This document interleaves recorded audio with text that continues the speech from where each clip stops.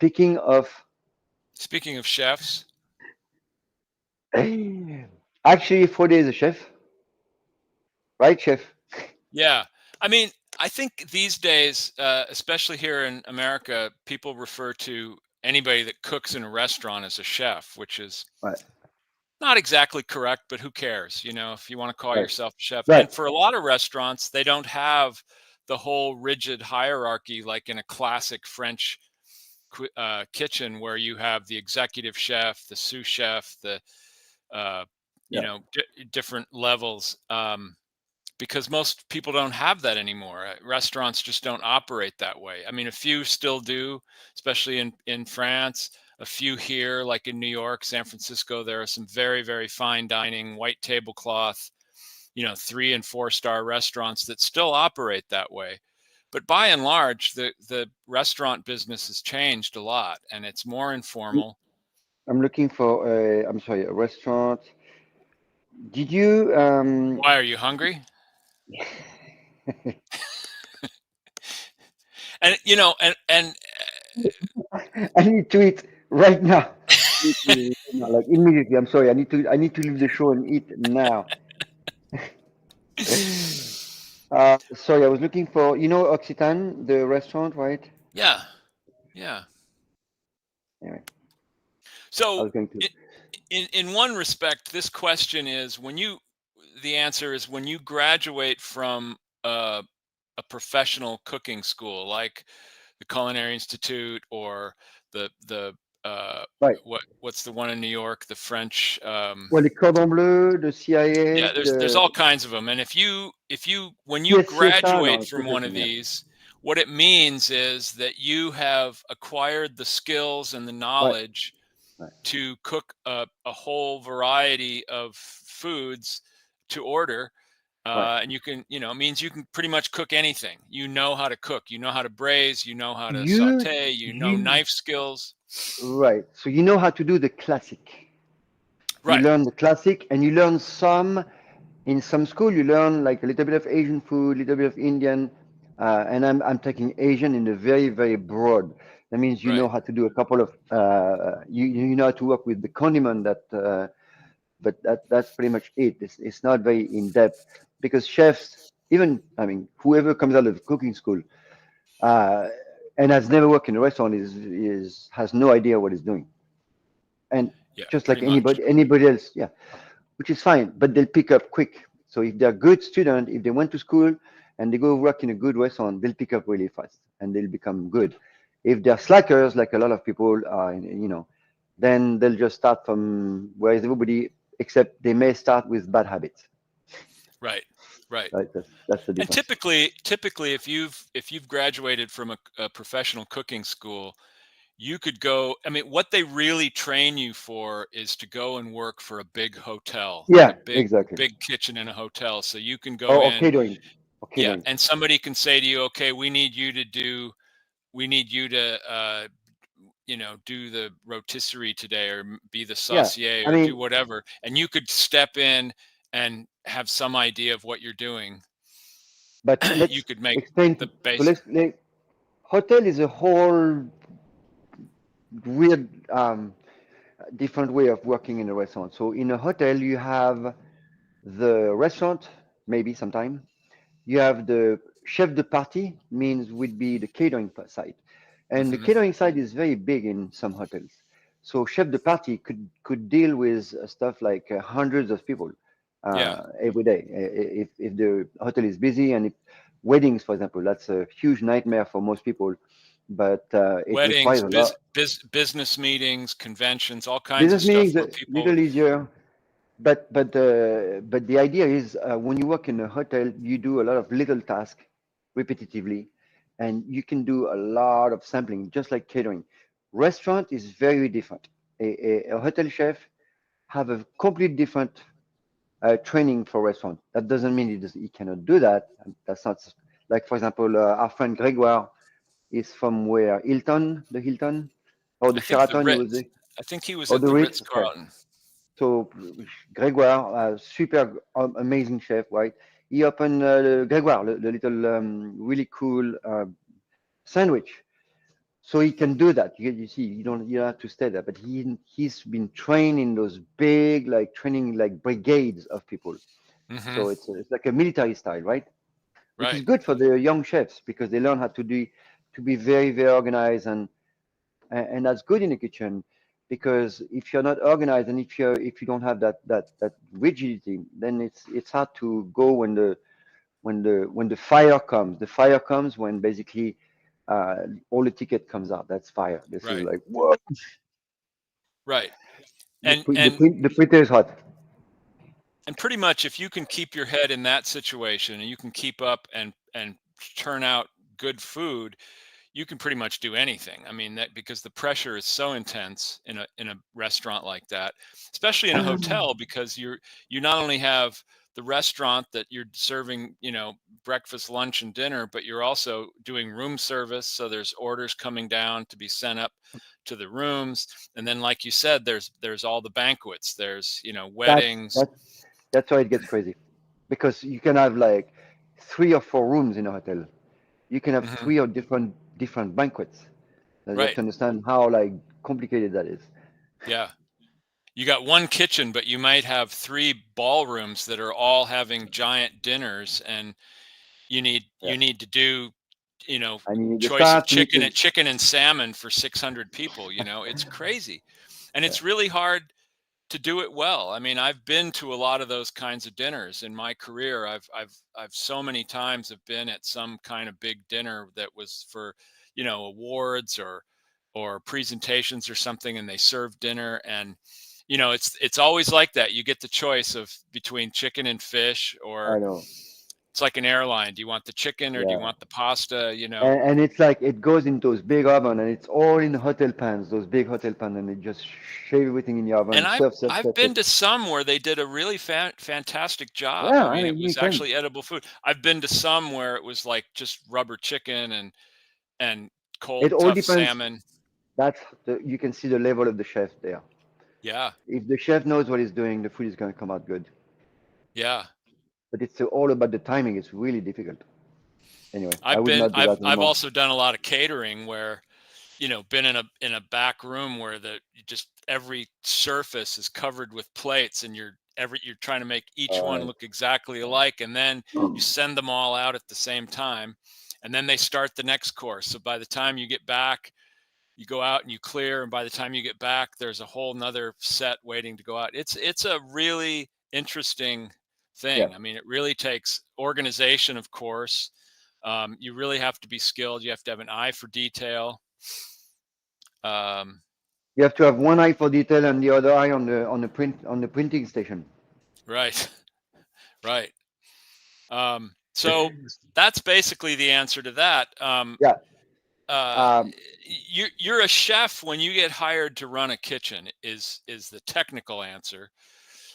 But uh, when you for example, when supposedly when you uh, graduate from culinary school, yeah, you're right. able to go be a chef. Yeah. Most people don't go from cooking school directly into the executive chef position You can't. unless you open your It's own restaurant, and it's too because no one's difficult. going to hire you to do that.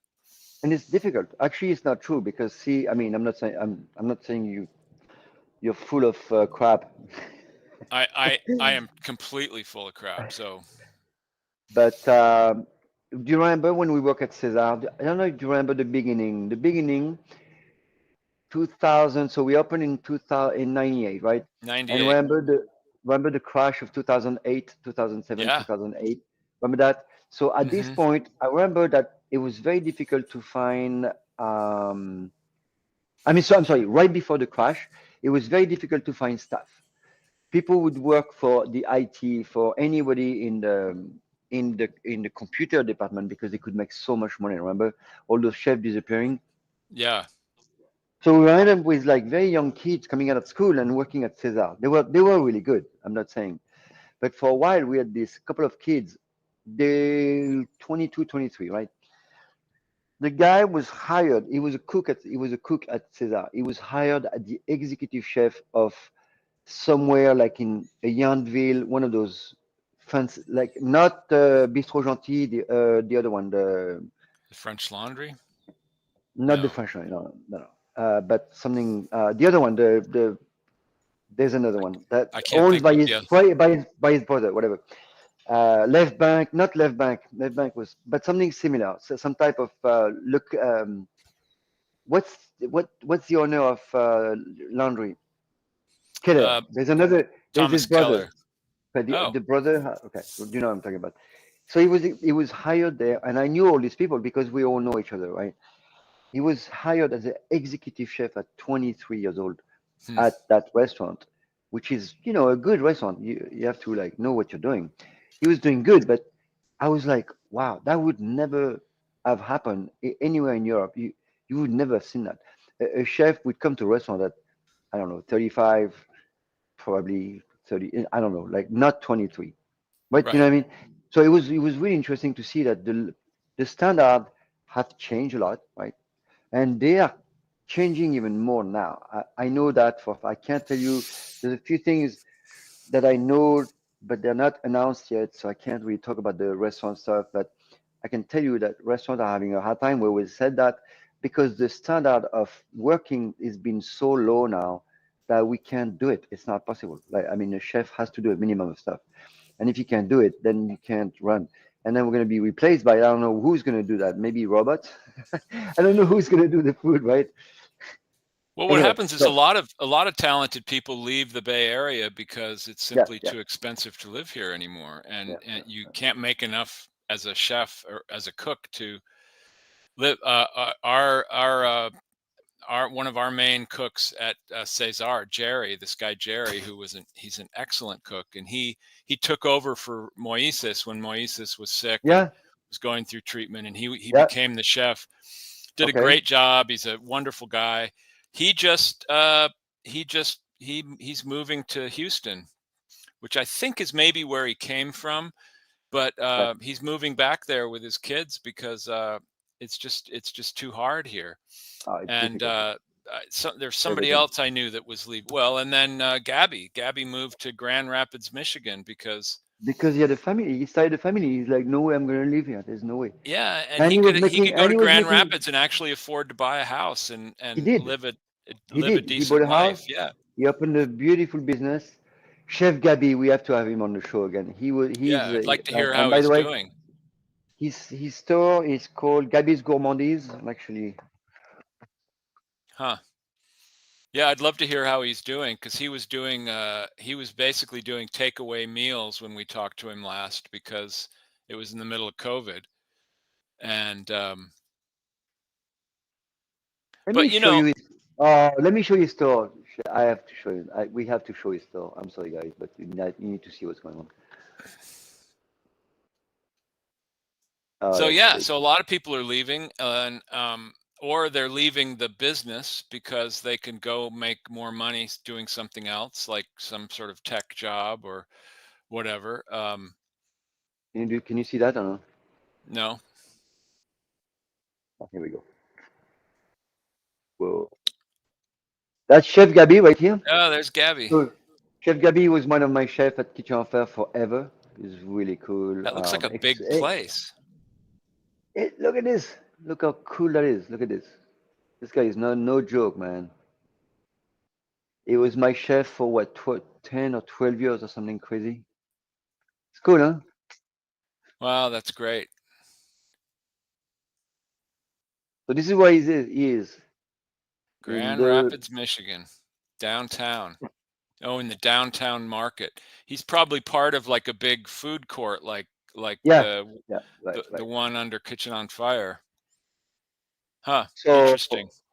and he's doing really good. He's doing pastries and baking beautiful stuff. He was from La Tour d'Argent. Uh-huh. So Yeah. he was like a super chef, a good friend, Wow. and he had to leave because he could not afford anything here. He was getting depressed because he wanted, they got a kid and they lived in a tiny apartment and they live in an area where it's not very safe also, and they decided to go. That was enough. They're done with Yeah. the I can't with the remember crap. why they chose Grand Rapids. Was that where his wife was from or something? Yeah, I think his wife family is somewhere around here there, and I think it's a great idea to go close to your grandparents. Yeah. One thing I've noticed, and it is very, I have a hard time with, my son is 17, and he's going to leave for college, right? And I think it's interesting, and I don't understand how we um, the whole thing is this: we send our kids to college, we send them away from home, we send our parents to retirement home. We always try to dismantle the family. I don't understand the point of that. But people are like, no, it's normal. They out. No, it's not normal. That is not normal. That is not the way it's supposed to be. Because I want to see my sons forever. Like, why Mhm. would I, or my parents is another story because they're in Paris and but I tell you, it's very difficult. It's very weird to me that people are excited to. Uh, this is me. To Huh? be I'm empty, not. they call them empty nesters when all the I kids know, and leave and they're really excited about it. And it's just you think about it, at the point where your kids leave home is just where they've really become interesting because they've become adults and you can hang out with them and talk and do stuff exactly. and and Yeah, share stuff, evolve in a society with the family. It's crazy that we're completely dismantling the families all the time.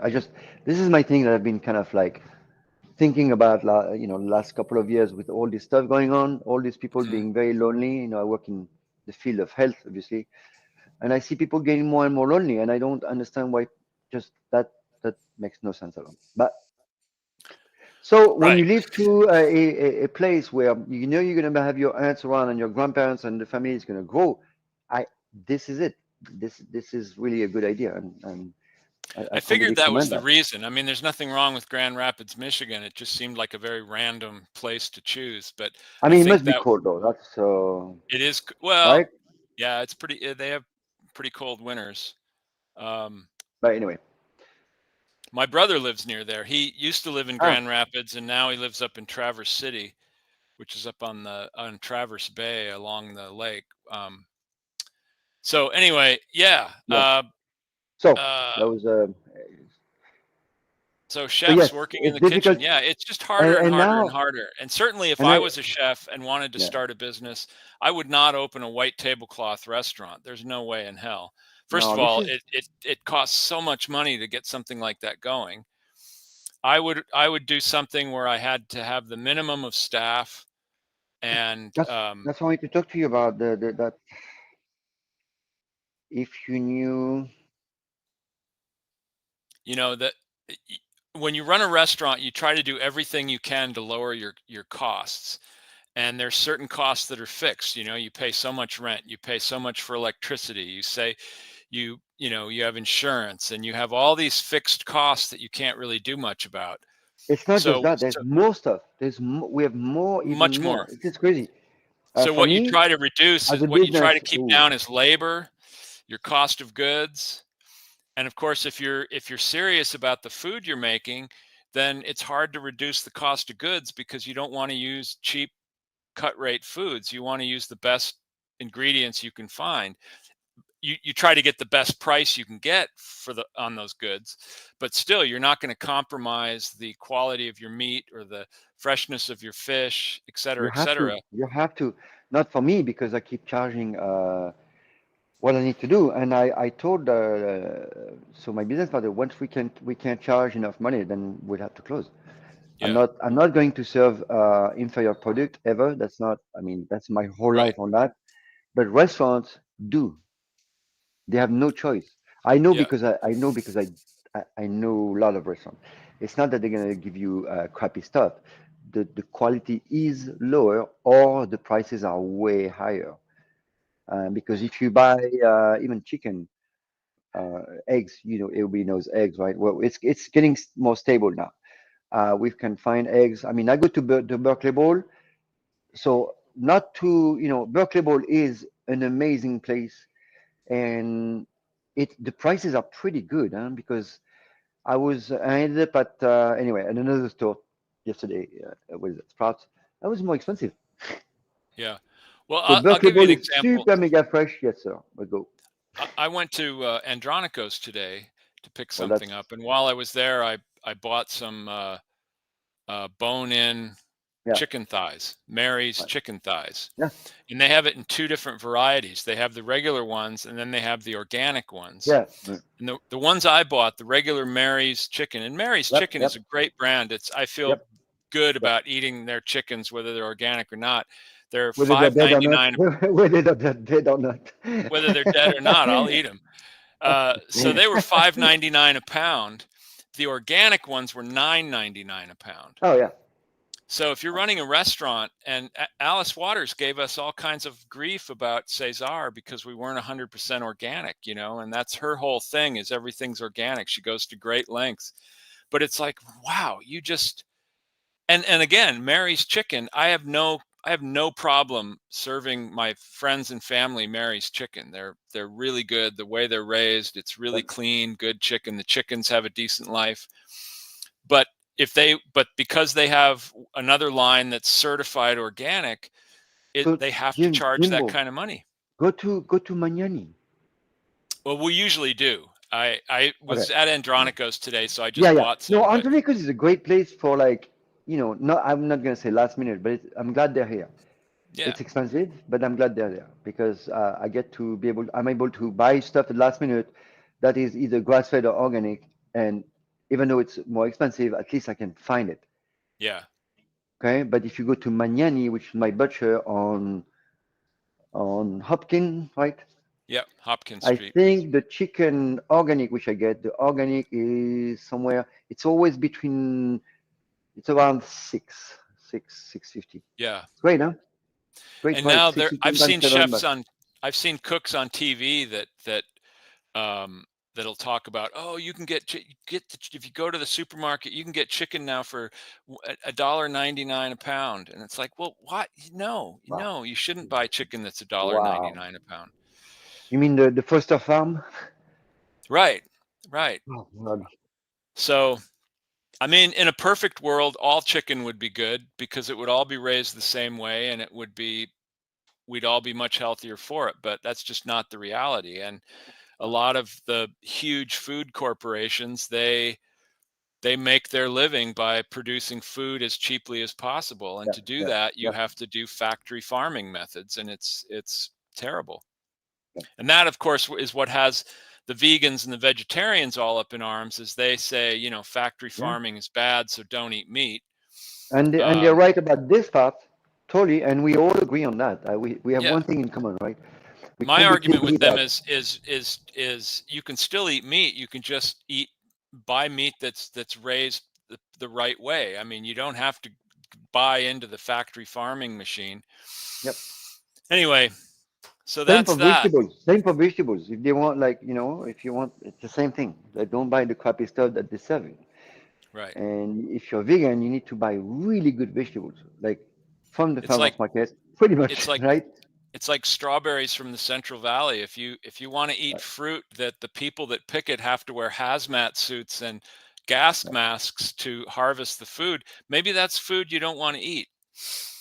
Um, anyway, especially something like a strawberry that's just completely full of holes. So if you spray pesticides on it, it just gets sucked into that thing and it's just full of that Oh, you stuff. can't. You can't do that. You can't do it. It's just It's like, not like an orange that's not got a thick do rind on that. it and you can peel it or wash it or something, but strawberry is bad news. So this brings up another thought, and that is uh, because your cooking school is for home cooks. Yeah, You're not training professionals. You're training home cooks, but in a professional way. You're teaching them a lot right. of professional techniques, professional knife Professional skills. training. So Yes. let's talk So about the they difference between cooking at home and cooking in a restaurant. so the my classes are geared to our home cooks. So they are better trained than a regular cook, obviously, because they have, we do basic health code stuff. They learn how to handle raw meat, stuff like that. We don't do a lot of, there's no butchery, but it's all, lots of vegetables cutting and stuff like that. And we do meat, of course, fishes, meat, whatever. But the idea is we teach them how to be really, really good home chefs. So a lot of them actually has ended up working, opening a business. Huh. catering or working for a personal chef. So a lot of that happening. Lots of them do that for home cooking. They have a family, they want to be really good, and that's what we teach them. But we can see that some of them are making a business out of that. That's really cool. The training is very different. I teach them to go slow. In a restaurant, you go fast. So fast, no good, right? Unless you have tickets coming in. But in the kitchen at home, you need to relax. This is your relaxing time. The knife skill is when you zen, it's relaxing.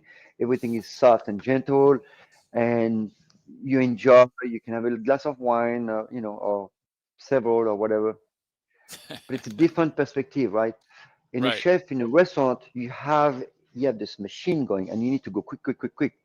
If you don't go quick, that means the restaurant is not either it's not busy, there's not enough tickets, or there's way too many staffs in the kitchen. You see what I mean? Right.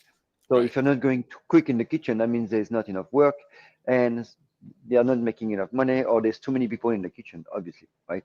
So restaurant is fun. I've done restaurant, and it was really fun. I've done that for my whole life. I never got tired of it. I really love the speed and the challenge to get something gets broken or you're missing something, you have to replace it. You have to quick do some more prep. This is fun. It's good Hmm. stress. But it's Now, not not what I teach. What I right. teach is like how to go to the store and pick up something just by looking at it. So it's completely different than a restaurant because most restaurants have a plan. They do their menu, they order everything, right? You don't see chefs going around in the farmers market. I see that. I used to see that on Saturday, but I don't believe it's random. Like in the old days when I started, the chef would go to the market to see what was Right. available. I don't think they do that anymore. It's That possible was they the do. traditional way to do it, Right. You go and you especially see, in a big city like Paris or New York or even in small cities like Aix-en-Provence, people go to the well, yeah. market, and pick up stuff. And they could also talk to the farmer and say, okay, I need take they could do their meal for the week. It's very possible. Right. So my chef would go and say, oh, this fennel looks good. Give me a few cases of that. I'm going to do something special for that week. Give me 2 cases of zucchini for the next few days, whatever, right? And it's going to order for 2, 3 days. And then it's going to come back. And they So could that, say, are you going to have this next week? Because I want to be able to right. plan. Do you think you can get me 7 cases of fennel for next Saturday? And they say, yes, I can do that. And then it's great. You can plan your menus better They, that way. they say, can you plant some fennel this week? Yeah. Can you I plan need to some do. fennel? Now it's interesting. You said there's no butchery at the school, which is smart No, no, because you figure, it's a different class. I have it. Sorry. Yeah, but it's a I very have. specific thing because most Yeah. people aren't going to do that at home. Most people, if they want, uh, if they want a tenderloin, they're going to go to the butcher and buy a tenderloin. They're not going to buy a half a steer and go home and butcher it. No, no, no. That's okay. No, Some we people don't want do. to. Some people want to know that, and that's a different thing. But if you take Yeah. every 100 home cooks, maybe one of them wants to learn how to butcher and do that, and it can be very economical. I know people that buy That's the thing. bulk meat First of like all, that. it's super healthy. First of all, because you have the animal that's really healthy. I mean, this is a piece of that thing. Nobody's processed it. Nobody touched that. You process it yourself. It's complicated. We have butchery class. Not the whole animal. I'm gonna actually put that on the half animal, the half carcass. I want to do Yeah. that because Chef Matt love that, and we have now a teacher. And but anyway, so basically the idea is the butchery class we have our mild. It's like break down your chicken, break down some fish, a couple of basic stuff that people really want to learn how to do. If you buy a whole chicken, you can do so many things with it, Right. like so many things. It's not that cheap, but you can do tons of stuff, like way Well, more than just if you buy the pieces. and it's always cheaper to buy a whole chicken and then cut it up yourself than it is to buy the pieces, um, if you need it. I mean, and a chicken's not that big. I mean, you cook a chicken and okay, if it's just the two of us for dinner and we cook a chicken, we're not going to eat the whole thing, but who cares? We have another meal. We have maybe two more meals out of it. So So that's the idea. So basically, when I was young, my mom would do, or she would buy the chicken. That's one thing she didn't do. She would do it sometime, but she likes to buy that chicken because basically in France we have beautiful rotisserie down the street, like downstairs. So Hmm. the butcher or the charcutier has beautiful his chicken from. We buy the poulet de Brest. You know what that is? It's the Uh-huh. farm chicken. So Hmm. she would buy it all roasted already done. She's like, that's it's better than the way I would make. And she would buy two or three. Because as kids, me and my dad, for sure, we eat half chicken, like just the two of us already. And my brother and my sister, they eat like, and my mom, they eat one chicken on them. But me, it was half a chicken, man. I love chicken. Oh yeah, a good chicken. Just, I mean, it's roasted. It was done. You know, we go downstairs and you bring it up, and it's like everybody serves. Or so she would make maybe a big salad or some green beans and Yeah. roasted potatoes from the traiteur. So the thing, you know, I was thinking about it yesterday, and actually, I'm sorry to go on a tangent here, but you know, I was thinking about it yesterday. I was looking at the restaurant, a French restaurant here, to open a restaurant. I don't want to do that. But let's say you want to open a bistro, a little bit like, you know, that place in Paris. You know, we talked about the Chartier, right? Chartier Hmm. is amazing stuff. I can actually show you. I'm going to find the link. But you know, the thing to do something like this in France, in Paris, in France in general, and in not just in France, Spain, Italy, all restaurants. I'm talking in France because I know exactly there. You can go eat outside every day, good food for cheap. Yeah. Like you could eat every day out because you have to remember in Paris the kitchens are really small. So the restaurants are meant to be really good, inexpensive, and kind of like, you know, so it's not a huge meal, right? You have, you know, a little piece of steak, little green beans. So you pay, I don't know today, but it's like 50, maybe 12, so 12 to 14 euros, right? And for lunch. And you have a little steak or little little couple of Hmm. potatoes, little entree. So entree in France is appetizer. So it'd be grated salad or the celery root rave with mayonnaise and Hmm. mustard. Or you can have a little herrings or pâté or Hmm. saucisson. And then you have a steak or fish or chicken. And then you have a little dessert, so tiny little dessert or a cheese. So you can pick cheese or Hmm. dessert. Yeah, here we have salad and whatever. Over there is cheese. And for dinner, you can have a dinner for, I think it's about 19 or 22 euros. Again, it's not big. It's a little steak of, I don't know, I think it's 3 ounces or something, right? Probably 3 or 4 ounces. Yeah. Right? And your meal, same. And sometimes they include a little quarter of wine. Yeah. Un petit quart, ou un demi. Un demi is half a beer. And I was thinking about it yesterday because here, the restaurants, you don't you could not do that because we don't have the right food for that. You can't Hmm. make it would not work. It'd be I'm hard. just I It'd was, be I was very I was hard. just trying to figure I was just trying to figure out how would you eat every day here. So that's why they do all this delivery food and people eat Mexican and Chinese and stuff. Not that we don't, but again in Paris you can go to the bistro downstairs and eat almost every day. And you have choucroute garni. You have a meal with bunch like really healthy, balanced meal. Also, You know even what I if mean? the It's Yeah. just like, And even if the wine is not included in the meal, the wine, you can drink really good wine in France for very little money because oh yeah, it's considered food. It's considered, no, well, like of course you're going to have wine. It's not like a special thing. Oh, it's a special event. Let's get no, a no. bottle of wine. No, in France, it's of course you're going to drink wine and it's affordable because you're going to drink it every day and it's the beverage of choice. So, and So I, well, I I either think I said the other week when I went to years ago. I was in Paris by myself on business, and I went to Chez Georges, and I ordered my yeah, meal, and I said I wanted just a little un yeah, verre du blanc, and so they bring me this bottle of wine and put it on oh yeah, right, open it and put it on the yeah. table with a glass, and I said no, no, no, just a glass, and she said no, you drink what you want and we'll just charge you for what you drink. So I thought, wow, that's brilliant, that's just brilliant. And of course, I probably drank more than I would have if I was ordering by the glass. But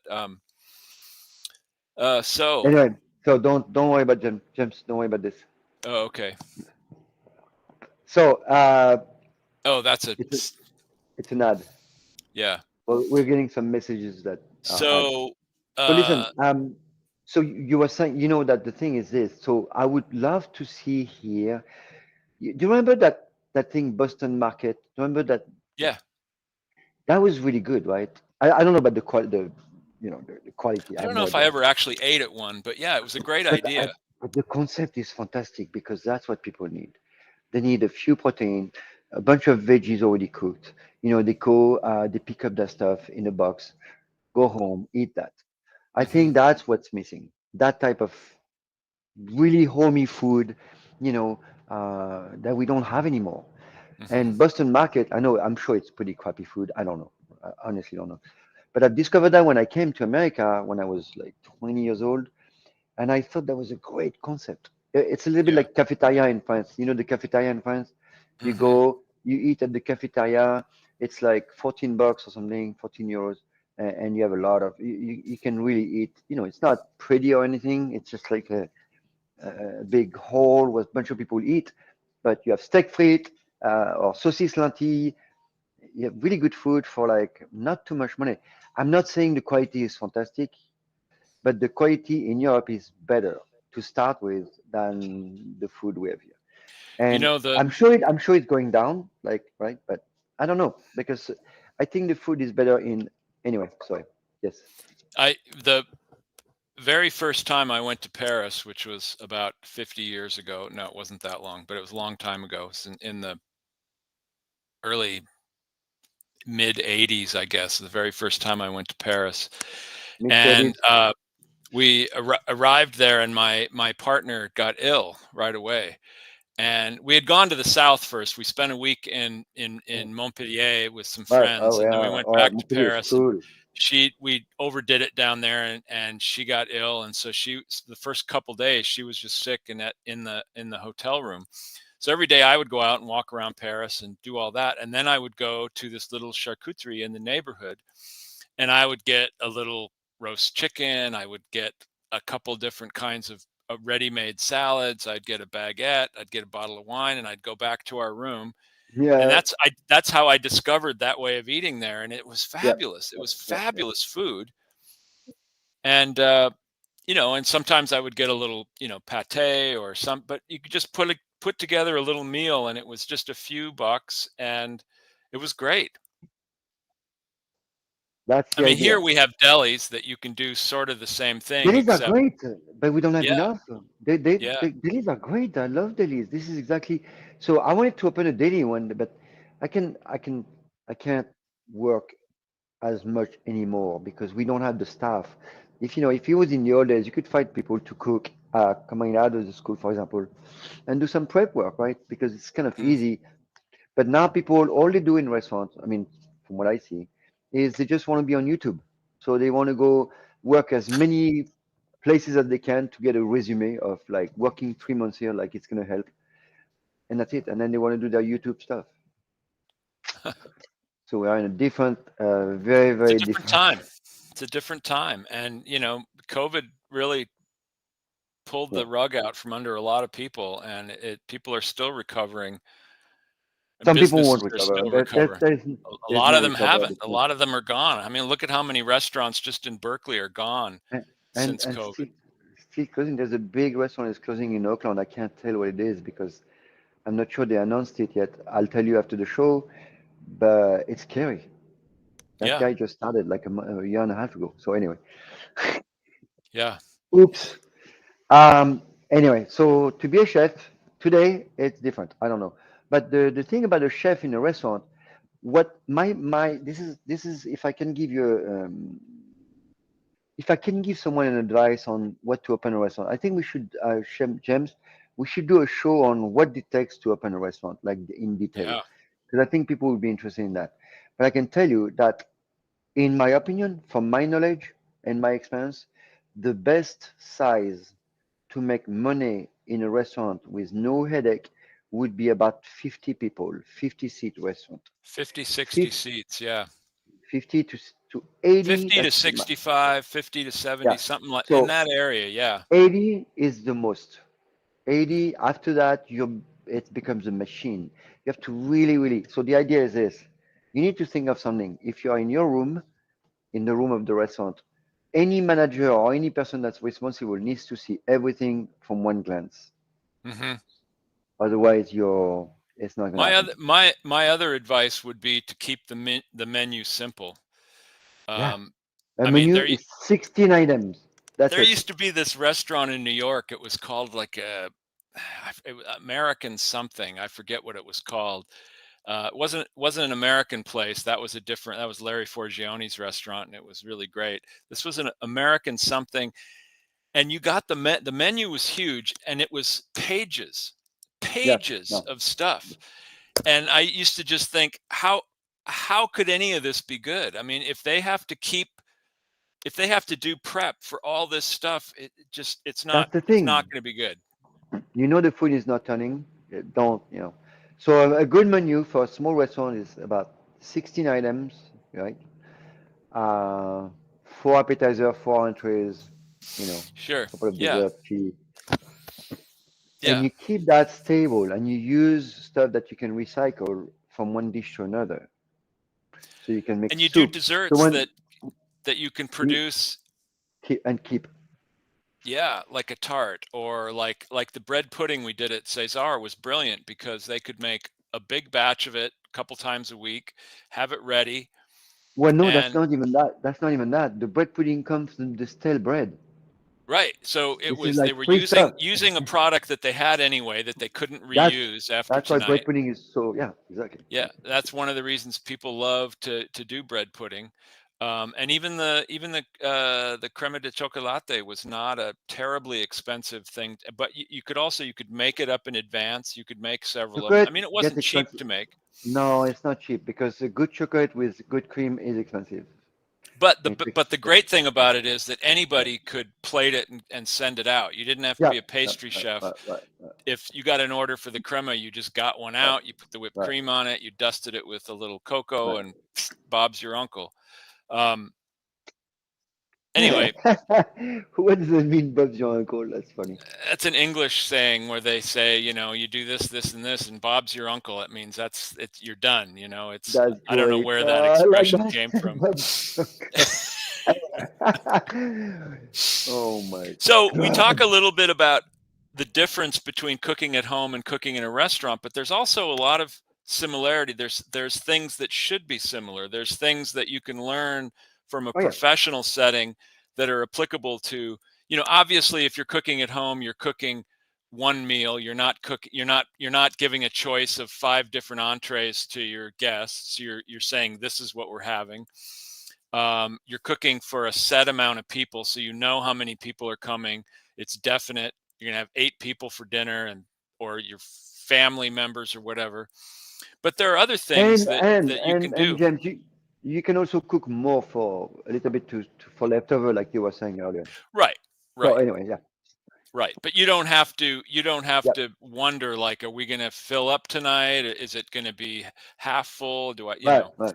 um, So, but there are things that you do in a professional kitchen that are really good for home cooks to know. And like one of the ones that comes to my mind immediately is the whole concept of mise en place. Yeah. Now, it's different in a restaurant because you're setting up the mise en place for any For number of the yeah, different right. orders that you're going to get. At home, you can keep it simpler because you know what you're cooking, but it still is a good way to cook, to get everything prepared, everything's in front of you, so that when you start cooking, it's all there and you can just go to town. So actually, that's a good point, James. Like for example, at Cesar, I don't know how you were you involved in the kitchen. Do you have any idea how much prep they would do? No. Huh? Yeah, pretty much. I mean, So let's say, for example, what James was saying is, let's say you have a 50 seats restaurant. How many of one dish do you make? That's the big question. Do you yeah. make 20? Do you make 40? Do you make 60? Do you make 80 portions? That's the thing. How many portions are you going to prep? How many people are coming? How many sittings do you do? You do two sittings. At Cesar, it's constant sitting. So If you have, I mean, Cesar was crazy because you could have like 400 people coming in one night or Right. 500 Right. in a small place like that. I was turning all the time. So the prep was huge. Prep was huge, and there was no, and it was done. It was done. So if you is, I remember Maggie was doing la tortilla español. She Hmm. would do like what 10 or 12 Yeah. of them. That's divided by eight, whatever. That's the And number the of staff would portions. eat half of them because they were so damn good. Um, Oh my God. I liked the So that's tortilla because I could get it for dinner, and if I got busy and couldn't eat right away, I didn't have to worry about my food getting cold because it was already cold. Um, but yeah, and with Cesar, you had the benefit of experience, so you could say, look, traditionally we know that we sell this many orders of fried potatoes and yeah. this How many much filet the mignon. fried But when you potato? That start was out, if you're a new restaurant, how do you figure that out? And if you're talking about you, expensive cuts of meat, beef and expensive cuts of fish, you don't want to overbuy, especially with fish, because you can't afford to throw away fish. Beef will last a little bit longer, chicken longer than fish, but still you don't want to overbuy you and know, have my, your you know, actually, I had, so I had in my restaurant in Paris, the when I bought that restaurant, the restaurant was going under, and they had that beautiful kitchen, and they had a refrigerator for fish. I don't know if you've ever seen those. So when you pull the drawer, there's oh yeah. you can put the ice under, and there's a rack with holes, and you put your fish. The fish can keep days in there. It's incredible. Yeah. You don't have that here. It's weird, huh? No. I mean, I'm sure some people No. do that, right? So basically, what But happened you have is to it have was the room for that. oh yeah, no, no, that was like, but the restaurant was big and it was beautiful. Yeah. That was my Tex-Mex, one of the first Tex-Mex in Paris. I was really busy, Yeah. and my fish drawers were beautiful, right? Because it's a big drawer, completely stainless, and you have that those two compartments, one for the ice, and it was there's a thing for the water to go away, right? It's like it was really well done, and it was refrigerated also. So you have ice and it's refrigerated, so the fish would stay really, really cool and fresh Yeah. immediately when we get it from the. My fishmonger was literally 2 blocks from there, from my restaurant, right? It's in Paris. It was Rue Montorgueil. Rue Montorgueil, I had my produce, I had my Oh, fish, yeah. and then so I live, Oh, I I was know where that is. Oh, that's yeah. interesting. So that my restaurant was Rue du Louvre, across from the Pied de Cochon, Huh. Wow. across, like way, across the yard. So the garden, the Les Halles, Yeah. I'm across. Now there's a big mall there. You go underground and it's this big mall under Well, now where it's covered where with no, where no. they It's all. a park, so Right. I can you can cross. Yeah. And Marché Rue Montorgueil is where I used to get my product, and I used to go because we used to. So my restaurant was a late restaurant. It would close at 5 o'clock in the morning. So I was up late, yeah.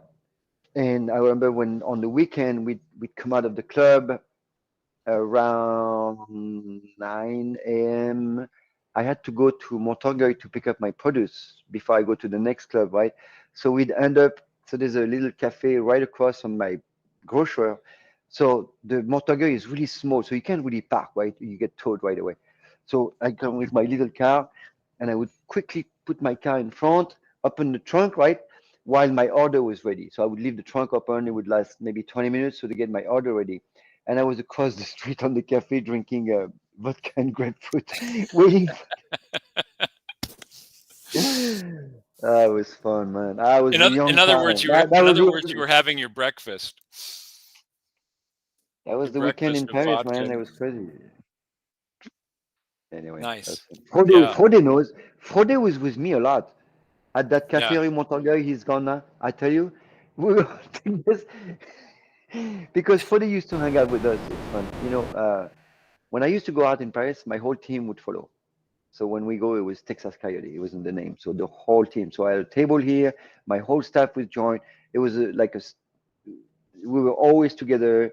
It was really fun because waiters in Paris are fun. It's like Well, and you're a team. I mean, it is like oh yeah, you're all brothers and sisters, and you everybody goes, everyone. and most of them are probably young, and they're Oh yeah, no, of course, yeah. No. We were all young. I mean, we were all young. I was maybe the oldest. I was 30 years old or 30, what is it? I don't know, whatever. Yeah. I was young So, once. Yeah. no, that's impossible. All right, 5 more minutes. Uh, all So right. So let's do somebody a super. asked, oh, well, Yes. let's do a No, no, go, superstition. go, go, Yeah. go, go. Yeah, yeah, yeah. It's fine. I have some superstitions from I like the that. I like this. UK. These are I old like ones those. from the UK. When you're eating a boiled egg, when you're finished, you're supposed to you you're supposed to push your spoon through the bottom of the shell. Which one? When the shell is empty, after you've eaten your soft boiled egg and the shell is empty, you're supposed to push your spoon through the bottom because that lets the devil out. Wow. Isn't So that that's why interesting? is that where the devil eggs came in? No. Maybe. But somebody suggested that one possible uh, genesis of that superstition was that eggs, if they get old and rotten, then the kind of a sulfur smell Uh, wow. reminds the devil of Wow. hell. So that's why he wants Man, to be in the egg. that's crazy. Um, pretty funny.